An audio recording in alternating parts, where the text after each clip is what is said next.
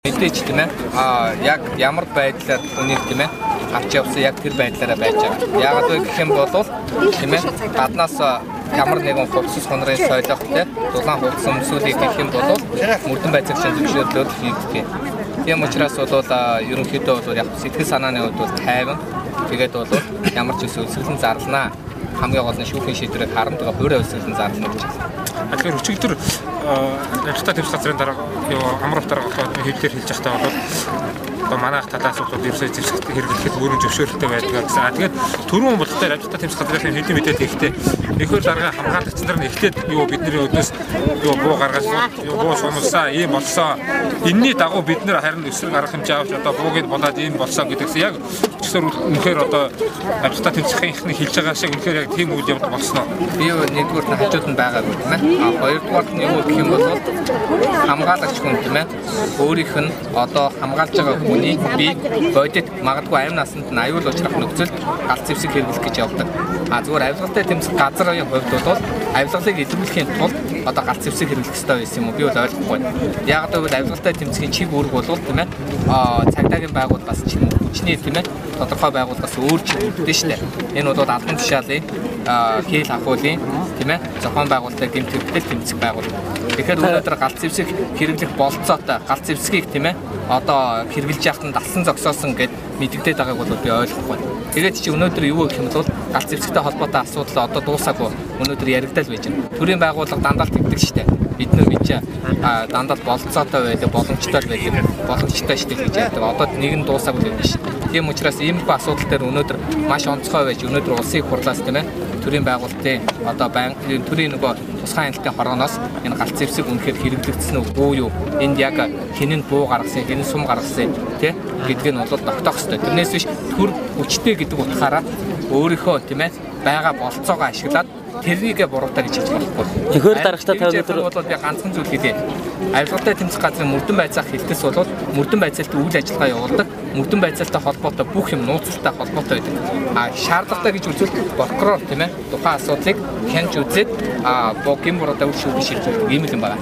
Тэгэхэд өнөөдөр хэрэг шалгаж байгаа хүмүүс нь мэдээлэл хийж байгаа амьдралд анхны тохиолдол байна. Өнөөдөр та нар цагдаагийн байгууллагыг харалтаа. Цагдаагийн байгууллага мөрдөн байцаагч гарч ирээд ингээд мэдээлэлээ суугаад байдаг.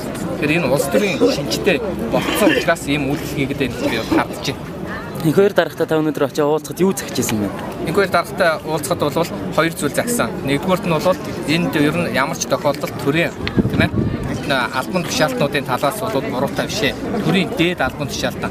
Ялангуяа энэ төрийн дээр байгаа ерөнхий илүүгч тийм ээ их хурлын дарга тийм ээ ерөнхий прокурор дээрээс нь авилгалтай тэмцэх газрын дарга дээрээс нь цагдаагийн газрын дарга хууль зүйн сайд гэсэн хүмүүс буруутай байгаа. Тийм учраас би бол тэдгээр буруутай хүмүүсийн төлөө төрийн жирийн дунд албан тушаалтнуудыг тийм ээ буруутгахгүй гомдохгүй. Гэхдээ тийм ээ альва хүн ямар ч үйлдэл хийхэд заавал хүний эрхийг нэгдүгээр тавих хэрэгтэй. Хүний эрхийг нэгдүгээр тавих хэрэгтэй байхгүй. Ямар ч үйлдэлийн өмнө эхлээд хүний эрх байх хэрэгтэй. Тэгэхээр хүний эрхийг хүндэхгүй хангахгүй байна гэдэг бол маш буруу. Өөрөө бол шүүхэд итгэж байгаа. Шүүх бол ямар ч байсан бол шудраг байсан, шудраг байх ч болно гэдэгт итгэлтэй байгаа. Шүүхээс хэрвээ тийм ээ энэ тогтоолыг гэдэг юм уу зүйлийг хэрэгсэхгүй болохгүй бол өөрөө өсөглөн зарлаа. Тэртээ тэргөө хаач үлээ гэсэн өөрийнх нь амь насанд аюултай байгаа гэж өрөвдөж байна. Төв аймгийн мөрдөн ер нь Сүхбаатар дүүргийн шүүхээс энэ тогтоол захирамж гарсан гэдэг тийм юм яригдаад. Яг би Сүхбаатар дүүргийн шүүх дээр очиж тодруулахдаа бол манайхаас тийм захирамж гаргаагүй. Энэ бол нийслэлийн шүүхээс гарсан гэд. Нийслэлийн шүүх болох дээр манай талаас тийм захирамж гаргаагүй гэдэг. Ерөөс ингээд шүүх болгоно гэд хоорондоо хоёр бие дүүгээ ингээд манайх биш би буруугүй гэдэг. Энэ тогтолцоо ер нь яхаар засагдахын тулд ямар ажил байх ёстой? Ер нь айгүй шудраг услын болоод байна шүү дээ. Та бүхэн гайхаж явах байтугай би өөрөө гайхаж байна. Би байтугай тэр хоригдсон өөрөө гайхаж байна. Ягаад гэвэл би асуусан.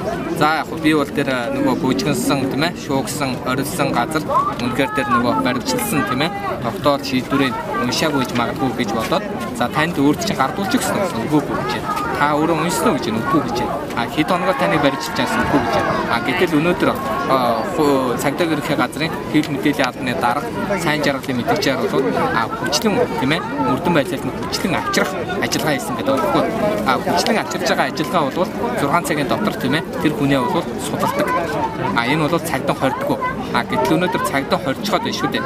Энэ асуудал дээр бид нар бол хууль бус байна л гэж яриад байна. Нэг асуулт. Төв аймгийн мөрдөнг ер нь хэрэг хүлээлгэх сүүлийн шатны ер нь чага мөрдөн гэж ярьдаг тийм. Яагаад заавал тийш нь шууд авч явсан бэ? Би бол тэрийг мэдэхгүй байна. Яагаад тийшээ авч явсан, яагаад тэнд хойсон, одоо бол ямар нэгэн зүйлээр ямар тайлбар авах юм бэ? За.